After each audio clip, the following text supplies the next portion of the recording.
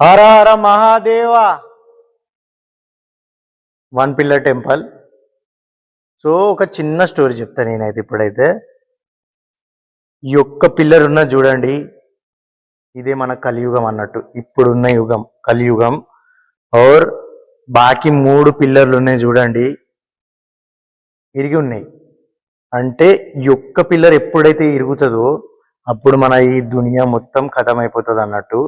అది పురాతనంలో చెప్పిరన్నమాట, ఇట్లా అవుతుందని. సో అసలు యుగాలు ఎన్నో ఎవరికన్నా తెలుసా? తెలియదు. నేను ఒక చెప్తాను. యుగాలు అయితే 4: కృతయుగం, త్రేతయుగం, ద్వాపర యుగం, లాస్ట్ వచ్చేసి కలియుగం. అన్ని యుగాలు అయితే అయిపోయినాయి, ఓన్లీ ఇప్పుడైతే కలియుగం ఒకటి బాకీ ఉన్నది. సో కృతయుగంలో ఎట్లుండే అంటే, కృతయుగంలో మన ధర్మం ధర్మం అనేది చాలా ఉండే కృతయుగంలో.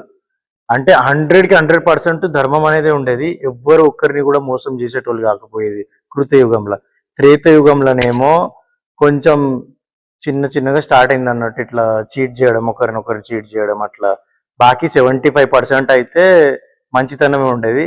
और ద్వాపర యుగంలోనేమో 50% 50% మంచి అయింది, 50% చెడు అయింది ద్వాపర యుగంలో. और మెయిన్ ఇప్పుడు వచ్చేసి ఓన్లీ కలియుగం. ఈ కలియుగంలో అయితే 90% పాపాలే జరుగుతున్నాయి. ఇప్పుడు 10% మాత్రమే మంచి అని, మంచి ధర్మం కోసం పోరాడతారు అందరూ. 10% మాత్రమే, బాకీ 90% అన్ని పాపాలే ఉన్నాయి. సో ఎప్పుడైతే ఈ పిల్లర్ అయితే కూలిపోతుందో అప్పుడైతే ఈ వరల్డ్ అయితే ఎండ్ అయిపోతుందంట. పురాతనంలో అయితే చెప్పిర్రు ఇక్కడ ఇట్లా అవుతుందని.